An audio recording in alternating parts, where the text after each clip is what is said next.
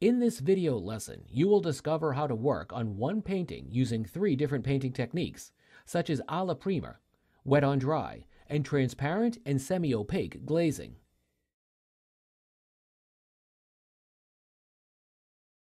You will go through all the steps of painting, including the light gray opaque imprimatura, figurative composition in sanguine, and oil layers that start with midtones, followed by lights and shades. You will learn how to paint faces and hands in alla prima, and then finish the artwork with glazing.